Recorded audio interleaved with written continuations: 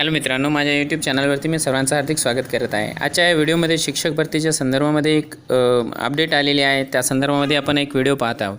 त्यामध्ये एक पेपरची कटिंग आहे। बऱ्याच वेगवेगळ्या प्रकारच्या जे काही लोकप्रिय दैनिक आहेत त्यांच्या हवाल्यानं काही बातम्या शिक्षक भरतीच्या संदर्भामध्ये प्रसारित झालेल्या आहे। त्या मी तुम्हाला या व्हिडिओच्या माध्यमातून दाखवत आहे।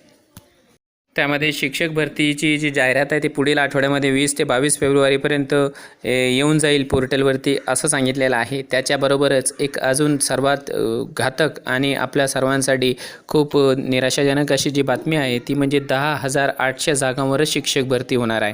म्हणजे जो आपला 24,000चा आकडा आहे त्या आकड्याला कुठेतरी या ठिकाणी छिद्र पडल्यासारखं किंवा आपल्या भ्रमनिरास झाल्यासारखं आपल्याला दिसत आहे। कारण शासन तेवढ्या जागेवरती भरती करण्यासाठी या वर्तमानपत्राच्या हवाल्यानं ज्या बातम्या आलेल्या आहे त्याच्यावरून तर असं दिसत आहे की ते तयार नाही आहे।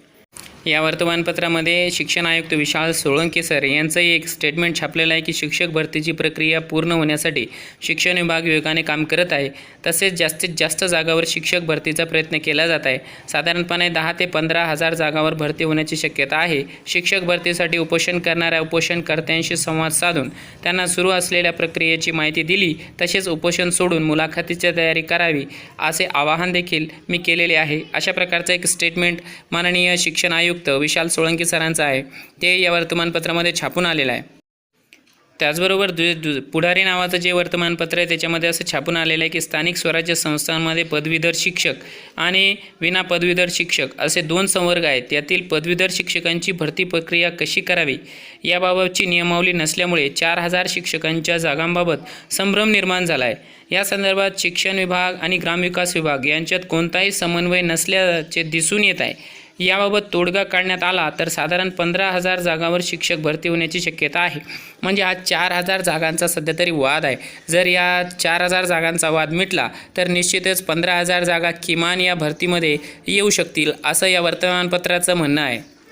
लोकमत या वर्तमानपत्रामध्ये देखील शिक्षक भरतीला पुढील आठवड्याचा मुहूर्त आहे। कारण की विनोद तावडे यांची माहिती अशी आहे की तांत्रिक बाबींची पूर्तता झाली नाही म्हणून ही भरती थोडीशी लांबलेली आहे अशा प्रकारचं स्टेटमेंट आहे। आणि यामध्ये यांनी असं सांगितलं की पहिल्या टप्प्यात 20 जिल्ह्यातील 11,000 जागांसाठी जाहिरात निघणार आहे।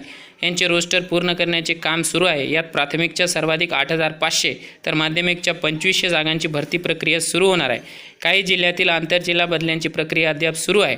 दरम्यान शिक्षक भरतीची जाहिरात निघाल्याशिवाय आंदोलन मागे घेणार नाही असा इशारा पात्रता शिक्षक उमेदवारांनी दिला असल्याची बातमी या लोकमत वर्तमानपत्रामध्ये देखील आजच्या डेटला छापून आलेली आहे।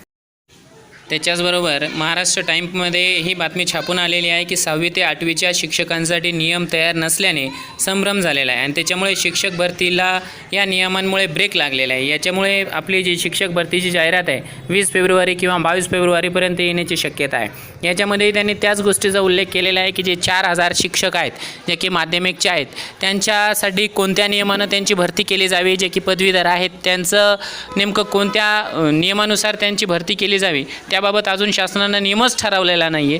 त्याच्यामुळे त्यांना कोणत्या नियमानुसार भरती करावी ते स्पष्ट झालेलं नाही म्हणून या भरतीला उशीर लागत आहे किंवा जी पदांची संख्या आहे ती 10,800वर येऊन ठेपलेली आहे। ही जर का 4,000 पदे वाढली तर निश्चितच 15,000 जागांपर्यंत यामध्ये भरती होण्याची शक्यता आहे।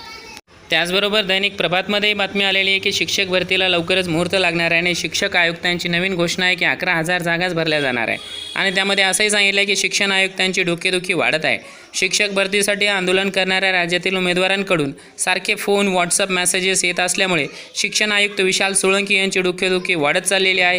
विविध घटनांची शिष्टमंडळे शिक्षक नागरिक अधिकारी हे सतत आयुक्तांना भेटायला येत असताना त्यांच्याशी चर्चा करण्यात व बैठक घेण्यात खूप वेळ वाया चालला आहे। त्यामुळे नवीन भरती प्रक्रिया लवकरच पूर्ण करण्यासाठी अडथळे जास्त येऊ लागले असल्याचे चित्र पाहायला मिळत असल्याचं हे दैनिक वर्तमानपत्र जे प्रभात आहे त्याचं असं म्हणणं आहे। त्याच्यामुळे त्यांनी असं सांगितलं आहे की त्यांनी कोणीही शिक्षण आयुक्तांना फोन करू नये किंवा मेसेजेस करू नये, व्हॉट्सअपला मेसेज पाठवू नये जेणेकरून त्यांचा बराचसा वेळ या लोकांना उत्तरं देण्यामध्ये जात आहे।